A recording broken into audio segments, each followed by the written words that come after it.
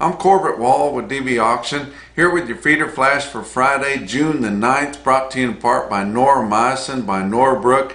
Noromycin 300 LA is your effective broad-spectrum antibiotic for treating seasonal diseases in cattle. This product is also becoming prescription only starting June the 11th. Better get to stocking up on it pretty quick here, guys. For more information, go to norbrook.com. Kansas moves north, and with the board making a big whipsaw sell-off on Wednesday, things shook up a little bit on Thursday, but still your Kansas feedlots were able to sell their fat cattle more towards the northern plains than Texas could. And we haven't seen that a whole lot, but Kansas sold cattle from 184 to 188 on Thursday. Texas only 185. Are we going to leave Texas behind? Are they going to be the ones that are all by themselves down there in the southern plains? And we've heard that Texas A&M said by 25 that Texas wouldn't have any negotiated trade at all. What are they going to price their cattle at if that's what happens, guys? We don't want to let that happen. And I realize that especially in the northern lots in Kansas, it's not that much freight to haul them up to the packers in the northern plains and have those cattle slaughtered. But still, we can't leave Texas behind, guys. But that's what happened on Thursday this week. Your Wednesday board there did not affect your cash feeder cattle prices at all, really. I mean, we gained ground again. Everybody knows the market's still good. Everybody knows that we still have extremely tight supplies of market-ready cattle. That's not healing up anytime. The guys in Chicago can keep jacking around in the board if all they want, if they want to. Talk to a lot of guys here at the LMA conference that are thinking, hey, we're going to jump in on that June live cattle, even if it's only for a week or two, and gamble on it to go up. And you would think that it would have to close up tighter to what the cash market is. We've got northern plains feeders selling from 190 plus, and your June live cattle board is sitting at 178.77. That is a huge gap, guys. We're deep in June here. And even their southern plains are selling cattle, you know, at a $5, $6, $7 plus to them. But we've got to do something with the CME to make it where your long positions can demand delivery. Everything on your live cattle CME contracts is set up for your hedgers and your short positions. We've got to make it where the long positions can demand delivery. If you're a packer, especially a regional packer, why wouldn't you jump in on June live cattle, buy them down in the 170s, and then demand delivery here within just a few days, and take those cattle that cost 190 or 191 or even 185, 188, and take those cattle. It would help keep things together. It would make it converge. It would make it so much better, guys. We've got to get that fixed. Everything's set up for the short position, and we've got to fix that where it converges, so we have a little trust in your futures market there. But still coming from you from near Arcadia, Missouri, here in Southwest Florida, with the Livestock Marketing Association's conference and the World Livestock Auctioneer Championship. We had the barbecue that the market hosts every time that we come here. Saw so many Feeder Flash gang members. Saw so many people there that watch this report every week or every day and stay up with it, and just enjoyed our time here with these guys. But let's talk about your board on Thursday. June live cattle futures were down 22 cents at 178.77, guys. We're getting deep in June, and it's that far from your cash market. August down 95 cents at 172 and a quarter. Your back months on live cattle were down 90 to down $1.20. August feeder cattle down 45 cents at 238.65. That is still running at a huge premium to what our index levels are. September was down 80 at 241.75. Your back months were down 42 to down 132. December new crop corn up 2.25 cents a bushel at 5.33. Soybean new crop November up 10.5 cents at 11.89. Your Kansas City hard red winter wheat was up 16.75 cents, just recovering from the huge losses that they saw on Wednesday, but settling regular trading on Thursday at 8.04 cents a bushel. Talk about your fat cattle trade. Iowa had confirmed sales of only 1,400, but so far for the week they've got 31,900, so they sold a lot more cattle on Wednesday than what we thought, and they were up there with what your market's bringing, but your Thursday prices were 190 to 191. We saw some 192 in Iowa on Wednesday to a regional, and it was a stick out deal there, but it's sure 190 plus, guys. And your dress trade at $3 a pound in the beef.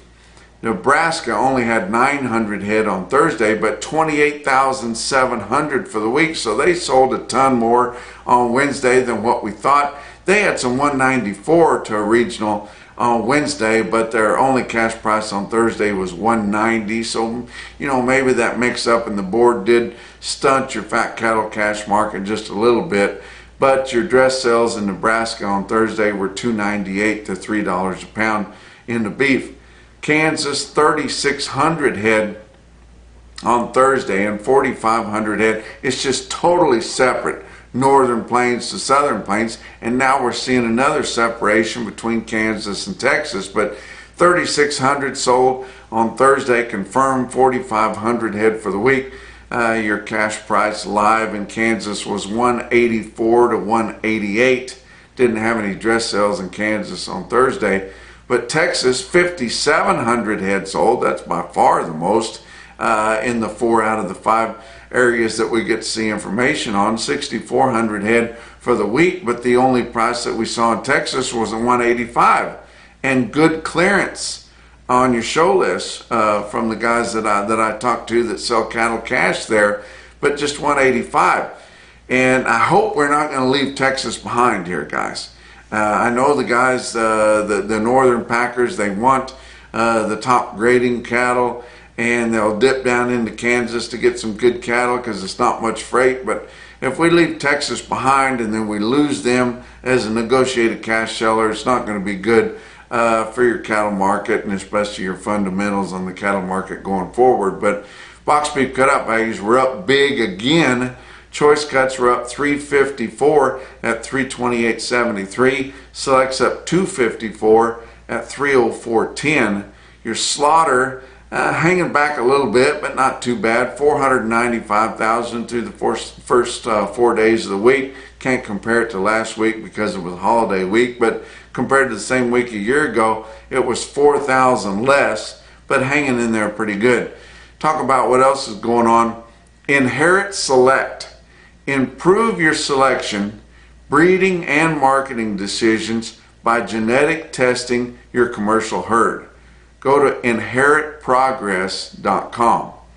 Talk about your feeder cattle market, your real-time index on DV auction based on an 800-pound cash auction steer up through your middle 12 states, just like your CME cash feeder cattle index. But at the end of the day on Thursday, they were at 225.26. That was up another $1.85, even though the board dumped late in the session on Wednesday. Cash feeders didn't pay any attention to it at all.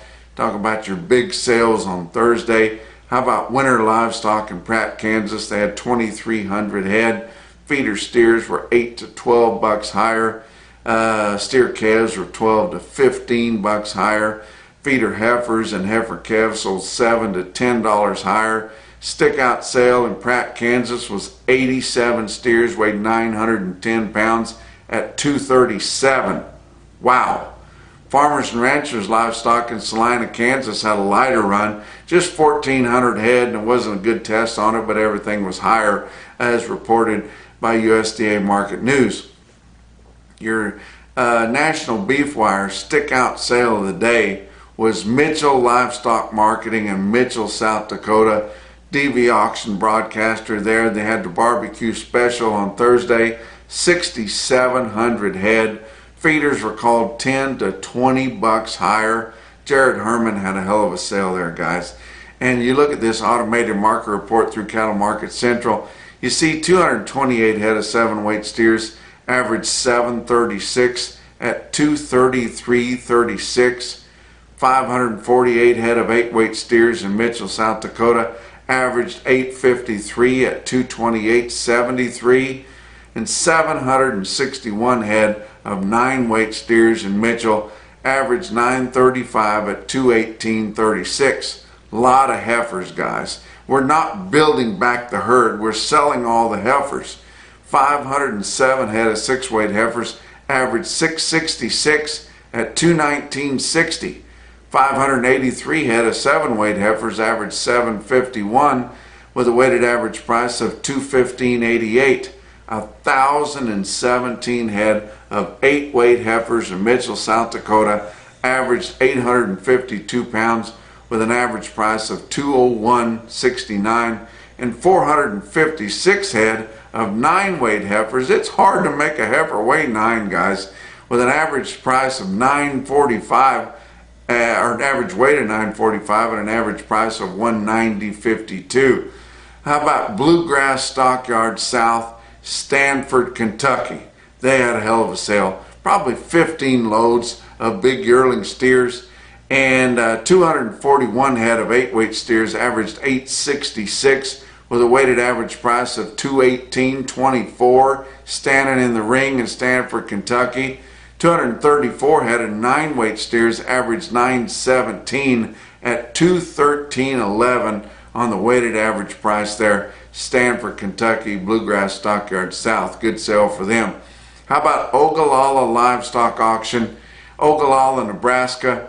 And this was the last sale that Dwayne Mays was actually going to be a part of. Dwayne Mays was with Ogallala for many, many years. Dwayne Mays is a gentleman.